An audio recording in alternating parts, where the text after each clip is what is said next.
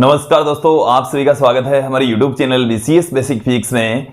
आज की इस वीडियो में हम कक्षा 11 जो NCERT की पाठ्य पुस्तक है उसके 12वें चैप्टर उष्मागतिकी का एक टॉपिक लेकर चल रहे हैं। आज का जो हमारा टॉपिक है वह है मुक्त प्रसार, छोटा सा टॉपिक है। विद्यार्थियों, यदि आप हमारे YouTube चैनल पर नए हैं तो चैनल को सब्सक्राइब कर लीजिए, साथ में बेल आइकन भी दबा दीजिए ताकि आपको आगे की वीडियोज की नोटिफिकेशन मिलती रहे। अब यहां पर हम बात करते हैं कि मुक्त प्रसार होता क्या है।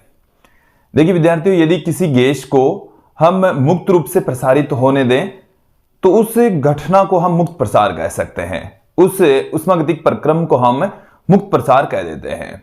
तो देखिए इसकी वेल डिफाइंड डेफिनेशन तो क्या है कि हमारे पास में एक पात्र है और वो उष्मारोधी दीवारों वाला पात्र है, और उस उष्मारोधी दीवारों वाले पात्र के अंदर यदि हम किसी गैस को मुक्त रूप से प्रसारित होने दें तो उस प्रक्रम को हम मुक्त प्रसार कहेंगे। एक बार फिर से सुन लीजिए कि उष्मारोधी दीवारों वाला पात्र है, इसका मतलब है कि निकाय और प्रवेश के मध्य उष्मा का आदान प्रदान नहीं होगा। इट मीन्स मुक्त प्रसार में रुद्धोष्म प्रक्रम भी होता है। तो रुद्धोष्म प्रक्रम ही है एक तरीके का जिसमें गैस के ऊपर कोई कार्य नहीं किया जाता या गैस के द्वारा भी कोई कार्य नहीं किया जाता, क्योंकि जो पात्र है उष्मागतिक निकाय है उसकी दीवारें हैं वो उष्मारोधी है और दृढ़ दीवारें हैं। तो उनमें न तो वो संपीड़ित हो रही है न ही वो प्रसारित हो रही है।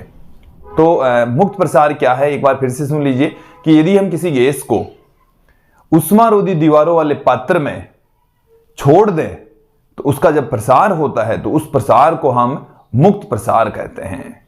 क्लियर? देखो मैं एक एग्जांपल से आपको समझाता हूं कि जैसे ये हमारे पास में कोई पात्र है, इस तरीके का पात्र है, और इस पात्र को हमने एक यहां पर दूसरे इस तरीके से उष्मारोधी दीवारों वाले दो पात्र हैं, इस तरीके से हमने जोड़ दिया है, और यहां पर एक स्टॉप कॉक लगी हुई है। यहां से इसको जब हम खोलेंगे तो गैस एक भाग से दूसरे भाग की ओर प्रवेश करेगी। देखो इस तरीके से है, ये उष्मारोधी दीवार है, ठीक है। इसमें भी एक उष्मारोधी दीवार है, इस तरीके से ये उष्मारोधी दीवारें हैं। क्लियर? इसमें एक गैस भरी हुई है, इसमें क्या भरी है? गैस भरी है। क्लियर? तो इन जो पात्र है इनकी दीवारें उष्मारोधी है।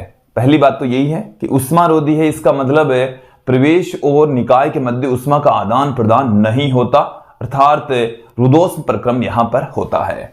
फिर क्या है, यदि इस स्टॉप को यहां से खोल दें, जैसे ही हम खोलेंगे तो ये गैस है वो मुक्त यहां से प्रसारित होकर यहां पर आ जाएगी। हालांकि जो निकाय है उसके आयतन में कोई वृद्धि नहीं हो रही है, तो कार्य भी नहीं किया जा रहा है, तो कार्य भी नहीं होता है। तो ऐसा चक्रीय प्रक्रम जो मुक्त प्रसार होता है वो एक रुद्धोष्म प्रक्रम होता है जिसमें निकाय द्वारा या निकाय पर कोई कार्य नहीं किया जाता। क्लियर? तो यहां पर मैं इसकी डेफिनेशन पुट कर देता हूं आपके सामने कि यदि किसी गैस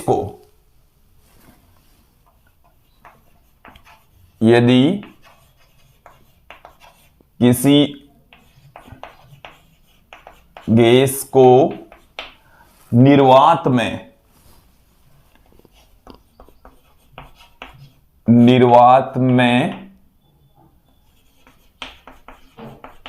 उष्मारोधी दीवारों वाले कक्ष में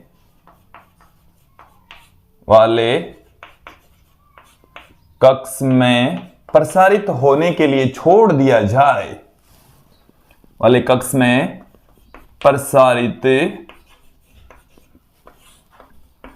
होने के लिए छोड़ दिया जाए,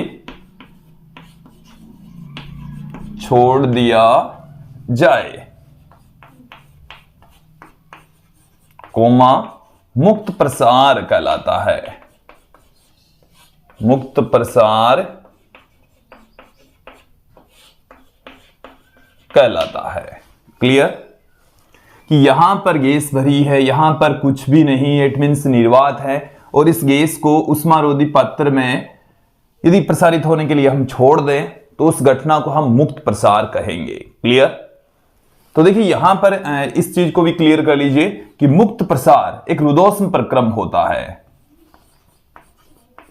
मुक्त प्रसार एक रुदोष्म प्रक्रम होता है। एक रुदोष्म प्रक्रम होता है। रुदोष्म प्रक्रम होता है।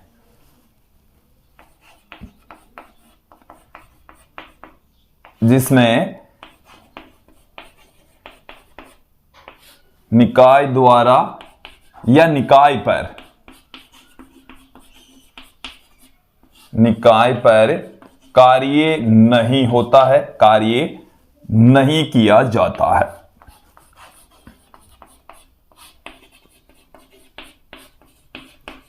क्लियर?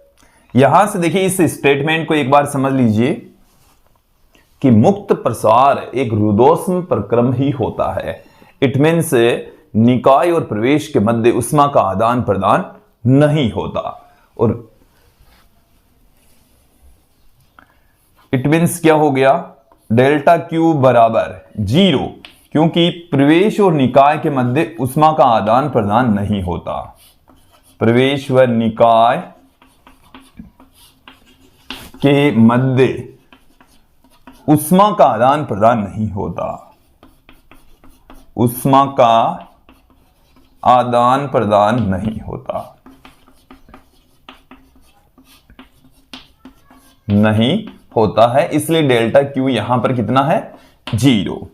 फिर यहां पर एक चीज और समझ लीजिए कि डेल्टा क्यू भी, जो डेल्टा डब्ल्यू है वो भी 0 है, क्योंकि निकाय के आयतन में कोई परिवर्तन नहीं होता। निकाय के आयतन में कोई परिवर्तन नहीं होता। आयतन में परिवर्तन नहीं होता है। दृढ़ दीवारें हैं, परिवर्तन नहीं होता है।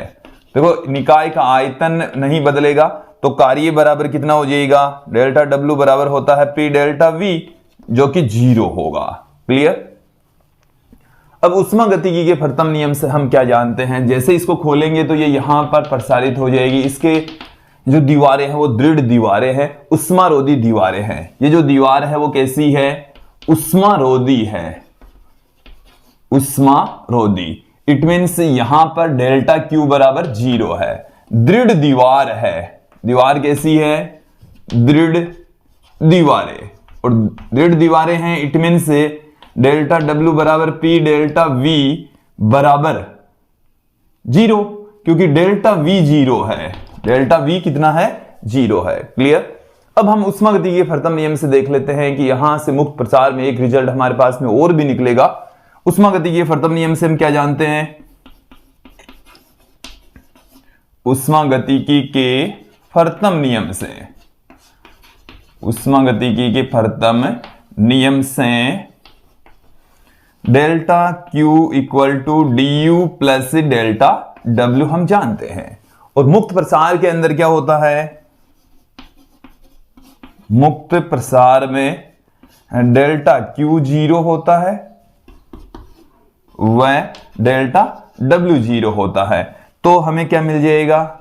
du बराबर 0 मिल जाएगा। du बराबर 0 मिल गया, इसका मतलब क्या हो गया? ताप में परिवर्तन भी 0 होगा। तो मुक्त प्रसार में ताप में परिवर्तन नहीं होता। प्रारंभिक और अंतिम स्थितियों का ताप समान रहता है। तो यहां पर मैं स्टेटमेंट पुट कर देता हूं, मुक्त प्रसार में ताप में परिवर्तन नहीं होता। ताप में परिवर्तन नहीं होता है। ताप में कोई बदलाव नहीं होगा। क्लियर?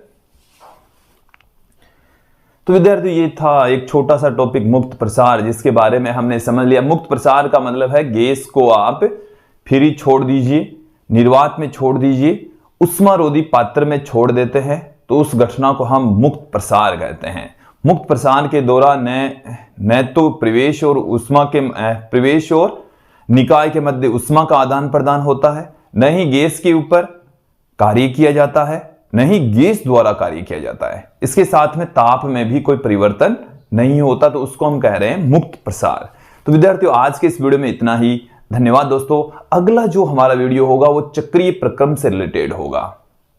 बने रहिए हमारे साथ में। आज के लिए इतना ही। धन्यवाद दोस्तों।